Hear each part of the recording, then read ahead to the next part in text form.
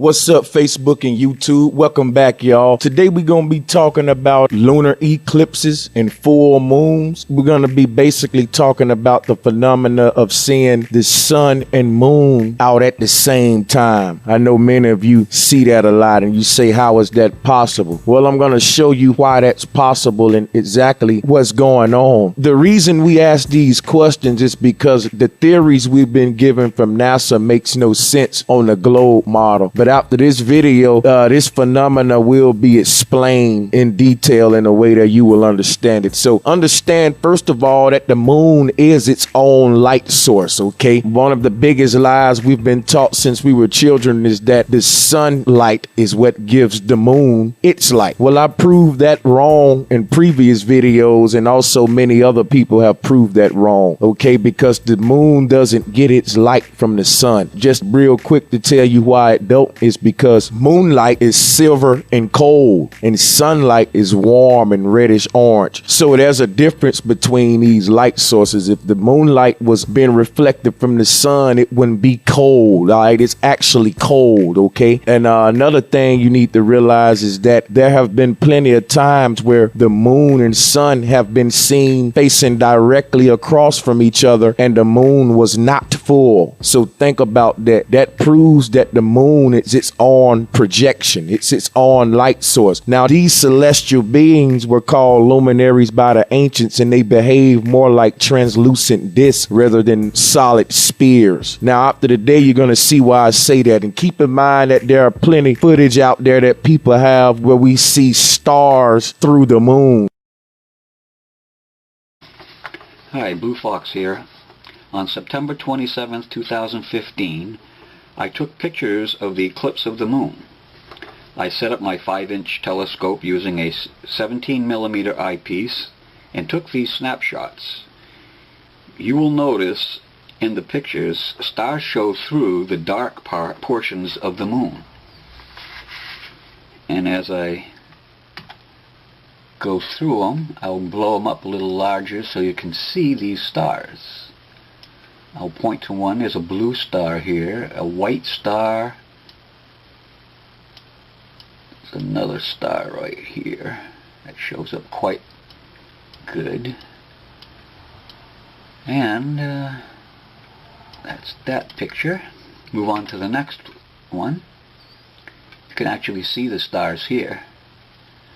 Now we'll zoom in and we'll see a red star with a white star right in here. And then there's 3 stars, a white star, a blue star, and another blue star.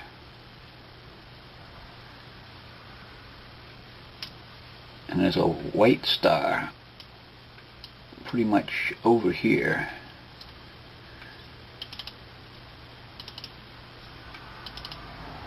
Okay, now this one here you can see the stars. 1, 2, that's pretty bright. And I'll zoom in on it.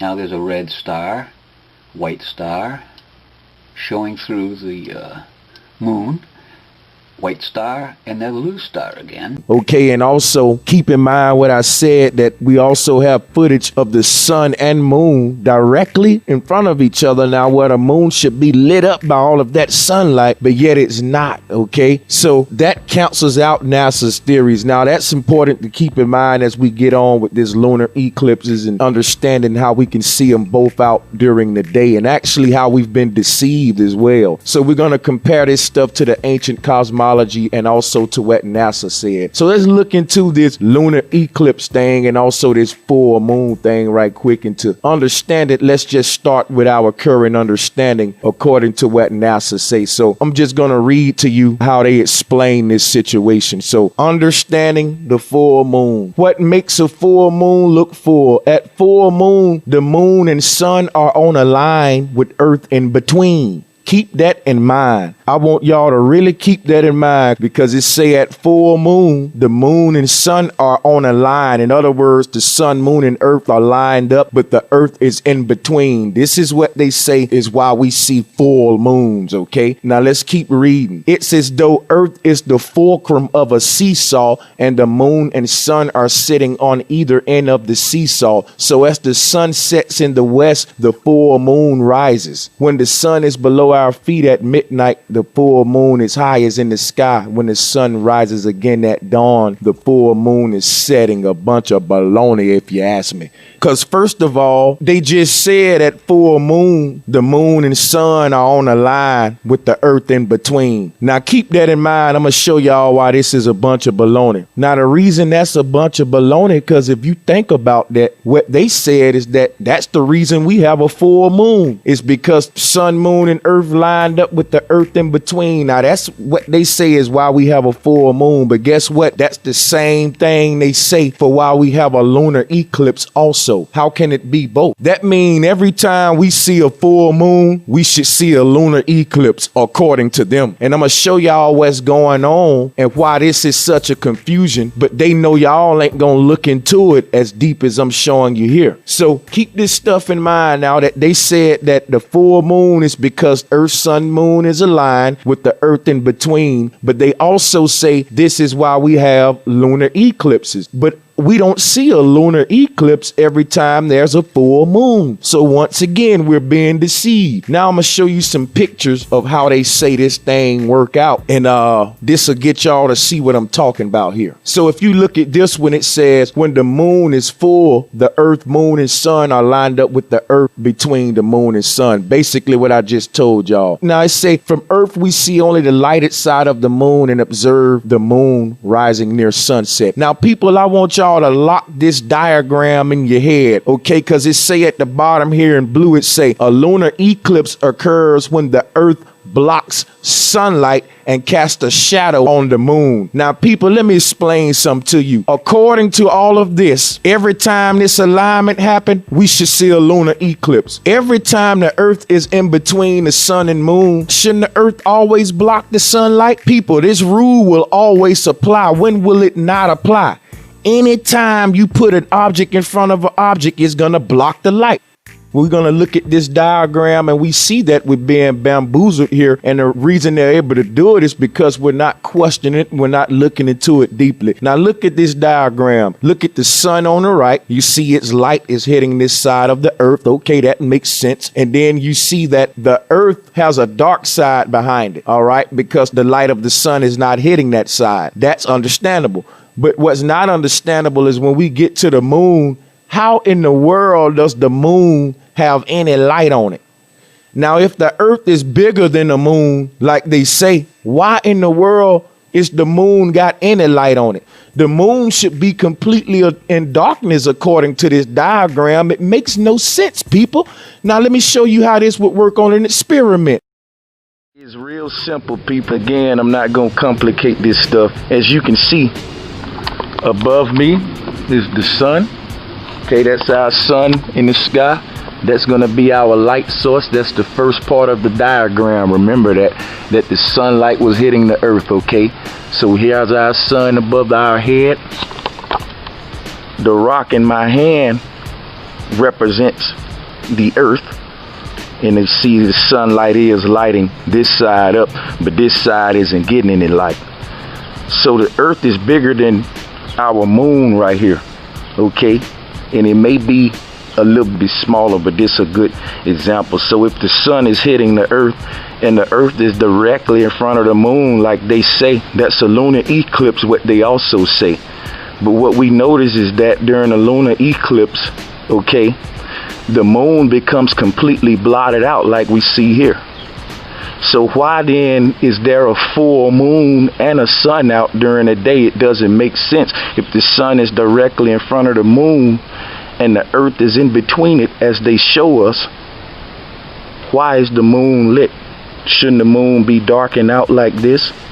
So this is very strange, and it's something we need to look into, because if the full moon is out and the earth is supposed to be in the middle of this moon and the sun, but yet this moon is bright and full with the earth in the middle.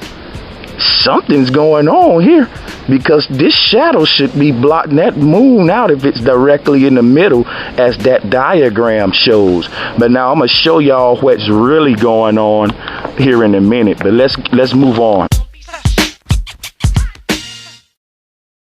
So before we move on to the next model, let's just look at this model again and think about what I just showed you outside. Again, your sun on the right is your light source, okay? It's reasonable that we should have that side of the earth lit and the back side of the earth should have a shadow. That's understandable. But when we move over here to the moon should not be getting any light if the earth is in the center directly in between the sun and moon, okay? Now later I'm gonna make videos in the future explaining more about this lunar eclipse, because the lunar eclipse is not what they've been telling us, okay? And I'm gonna get deep into that, but right now I just want to focus on this sun and moon in the sky at the same time. So like I said, this diagram is baloney. That moon should not be getting any light, and as we move on you'll see more what I'm talking about. So as we move to this next one, it's pretty much the same thing, but it's some more stuff I want to point out. This one here shows basically the same thing we just said. You can see that if we take out everything in the middle and just look at the sun, the earth, and the moon in their alignment straight across the middle, we'll see the same thing acted out. We can see that the sun shines on the face of the moon here, and that will appear to be the earth's shadow giving you the eclipse. And you can see if you do that in reverse, then you get your full moon like they saying. So depending on which area the alignment is, whether the moon is between the earth and the sun, or whether the earth is between the sun and the moon. And I'm gonna show y'all what's really going on here, because it's not that the earth is in between the sun and the moon. The sun and the moon is revolving above the earth plane. And as I get into this video, you're going to see what I'm saying. Now, in the top left of this photo, you can see where they said that's the far side of the moon that we can't see, which is baloney. That's all Photoshop. And I'll be getting into this whole dark side of the moon deception. That's a whole nother video. It's so much, people. I just wanted to show y'all this thing on another level with this graph in front of you. Let's go to the next one. And it's pretty much the same thing. I just want to get this in your head before we move on. You see how the sunlight is hitting the earth, but yet when we get to the moon is still lit. People, the moon should not be getting any light. I just demonstrated that outside. That would be what's called an eclipse, okay, where we blot out the moon. But we can prove that the moon is its own light source that's independent of the sun. And this is what the Bible and all the ancient ancestors said. They said that the sun and moon were equal luminaries, and that God created them equal. That the whole yin yang symbol is the sun and the moon, and you can see it's equal. Both of those pieces have the same amount of space, but they're just different polarities. Like I said, a moon is a lighter light and the sun is the bright light, but they're both equal, okay? You need that lighter light. That's the essence of night.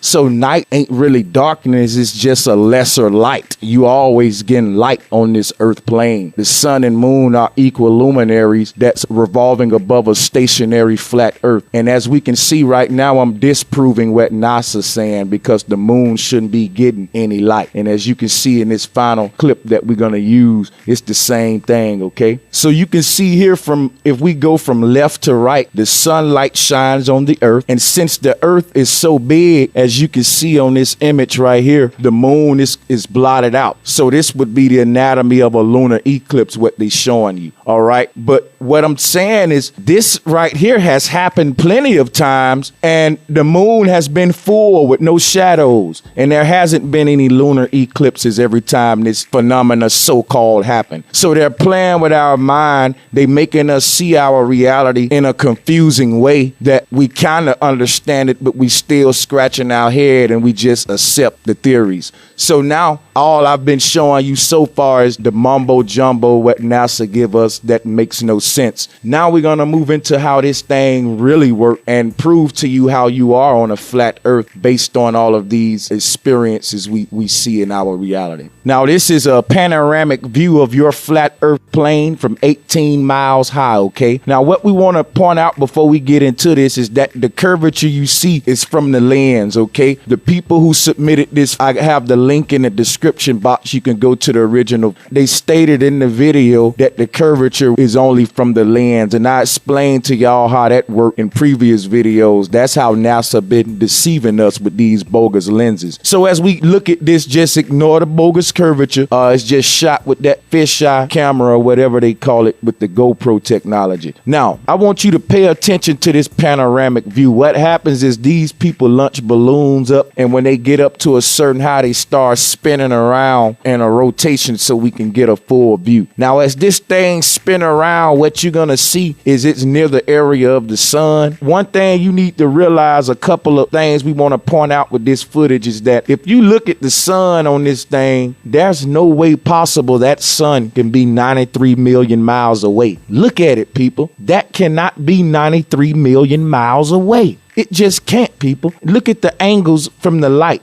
Now, I got into how the light angles from that sun give away its distance for real. Those light angles really give it away. And so many people throughout the years, including the ancients, have looked at those light angles as proof that the sun is very close. So we got to keep that in mind. Now, the sizes and distances of the sun and moon fits perfectly with the yin-yang model.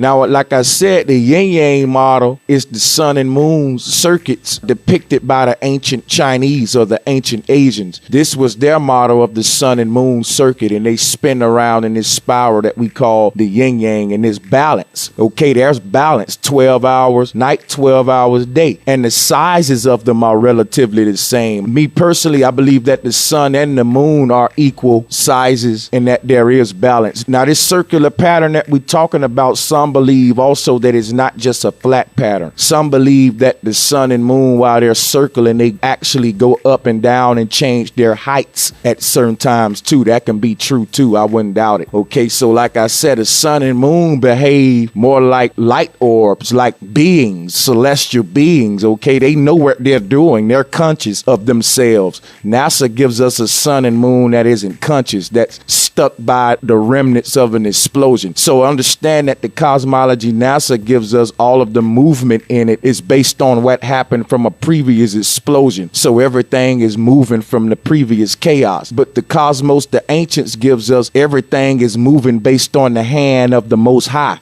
Not from no chaotic explosion and you just still moving, spreading out, separating. That is not where movement come from of these celestial beings. We cannot keep excluding the Most High, people. The Most High is controlling these celestial beings. Now let's move on. And as we look at this panoramic view, some more things we want to point out is that if you look at the picture, you can see the moon right across from the sun, just like the ancestor said. And if you look at this model right here, it show you exactly what you seeing in this panoramic view. Okay, on a globe Earth, we should not be seeing the sun and moon right across from each other 18 miles high. It'll be impossible on a globe Earth, people. You got to understand that, and I'm gonna show you why when we move on. Everything you seeing in this panoramic footage supports our ancestors' model, and this is real footage, not the fake stuff NASA give you. This should not be on a globe. You should not see the sun and moon directly across from each other as we spin this camera around if we were on a globe. And there's no way these objects are these millions of miles away. They're right above our heads, creating the day and night, and the creator is in charge. Now, people think that the sun is setting above the horizon. I got a real good video coming out to this one, so stay tuned, talking about the way we see the sunset and what really happened. I didn't want to cram them all together, so stay tuned for that. All right, now with this panoramic view footage, it proves we ain't on a globe. Okay, there's no way you should see the sun and moon across from each other on a globe. You got to really think about it, people. How are we able to see the sun and moon both out directly across from each other if we on a globe? Think about it. If you're on a globe, you're gonna see the sun or the moon. That's why people asking these questions. That's why people say, why are we seeing the sun and moon out together? And people make up all kind of fairy tale stories and say, because we in the end of days and all of that stuff. But they ignore the physics. You ignore your own senses when you do that. Why is the sun and moon out directly across from each other in our sky if we're on a globe? On a globe, your perspective from any point on a globe is going to be either the sun or the moon wherever they are in relation to where you are on the globe, or whether it's night or day in your area. And in other words, what I'm saying is, how can the moon and sun both be out in our sky during a daytime moment and people on the other side of the so-called globe still experiencing their nighttime with the moon in their sky? And we only have one moon now. So we're seeing during the daytime the sun and moon both high in the sky. And like I said, how can the moon be in two places at one time? So how can the moon be in your daytime sky with the sun and someone else is getting nighttime with the moon in their sky too on the whole opposite side of the so-called globe? It doesn't make sense. You cannot see the sun and moon out at the same time if you were on a globe, people, because the sun and moon will always be on either side of that globe to the point where you wouldn't be able to see them together unless the earth was to go down and we looking up at the sun and the moon. So if the earth was a globe and we pushed it down and moved the sun and the moon up some, then yeah, we can see them both together. But we know that ain't the case according to this chaotic solar system they give us. This thing is beautiful that we see in our reality with the sun and the moon and how they make their celestial circuits. It's just the way the ancestors describe, and it's beautiful.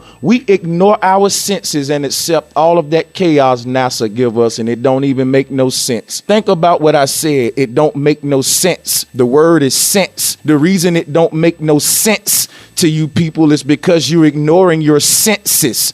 When you ignore your senses, nothing is gonna make sense to you. But we live in a world where people don't care if it makes sense or not. We're just comfortable with going along with the norm and the lies that we've been given. Now, like I said, the only way you can see the sun and the moon both in the sky is if the earth was to either stoop down or both of them rise up above the earth so we can see them both. But according to the model they give us, we can't have this phenomena because the earth would be in between the sun and the moon. And based on where you at, you would be able to see just either or. You wouldn't be able to see them both. Now that'll get into the lunar eclipse thing where they said when the earth turned a certain way, now we see the shadow of it. This proves we're on a globe. No, it does not. And I got another video coming deep about the lunar eclipse after this one. But let's focus on this situation right now some more. Keep this in mind. We should not be seeing the sun and moon across from each other if we're on a globe. This proves that we're on a flat earth. All right, now let's move on. So now that we saw that panoramic footage, we know we've been bamboozled. All right. Everything in our reality is just the way the ancients describe it. It's just the way all the religious texts say. And if you look at the Bible tell you all of this stuff, but they done away with the Old Testament when they did the New Testament. So understand that the reason they got everybody out of the Old Testament was to do away with the law, and the real law was the cosmology. All right, this stuff that the ancients left behind about our cosmos. Now we've been going 1,000 miles per hour bamboozled with this NASA chaos theory. Keep that panoramic view in your mind of the sun and moon both being above our lovely flat earth, just like the ancestors showed us in this planetarium model right here. Keep that in mind, and now we're going to look at this same picture that we started with, and I'm going to show y'all again what I mean as I drive this thing home. We just saw in the previous footage the panoramic view of the sun and the moon both above a flat earth. But if you look at this model we started with, that won't be possible. Like I said, you can either see either or based on where you at with this model, unless we move the earth down and have them both up above, as you see in this next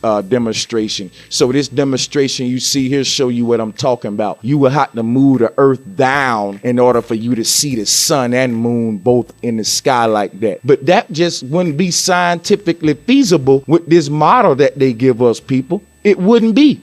All right.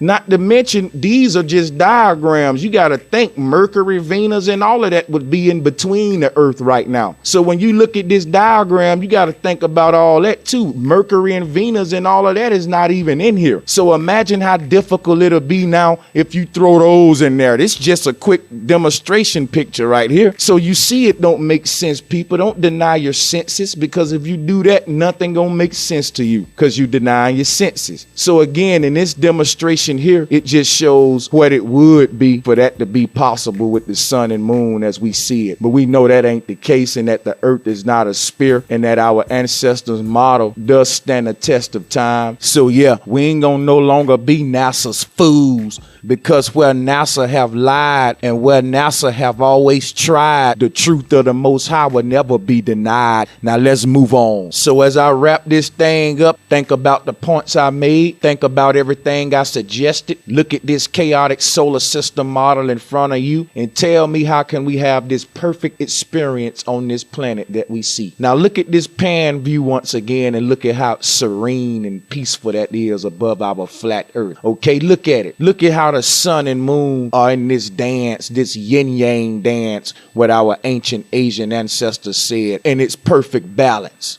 All right.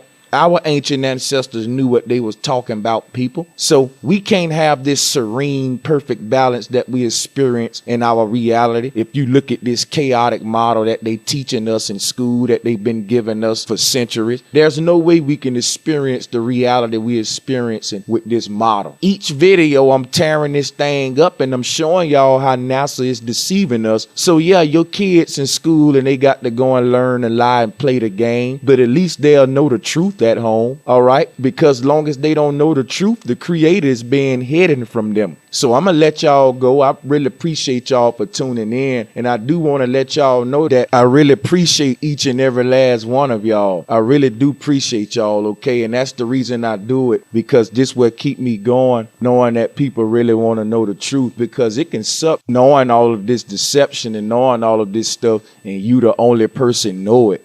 Okay, that can kind of be a little lonely. So to get people opening their eyes with you is like, yeah, man, now y'all see the deception that we've been going under. So yeah, like I said, I don't want to hold you too long. I had to point this thing out because it's something people ask the question on all the time. Why do we see the sun and moon out together? So if you look at this model in front of you, just keep that in mind. And this is why. You're on a flat earth and they both are doing the yin yang dance above you. And I'm going to sign off now and let y'all go. New uploads every Thursday. Peace and much love.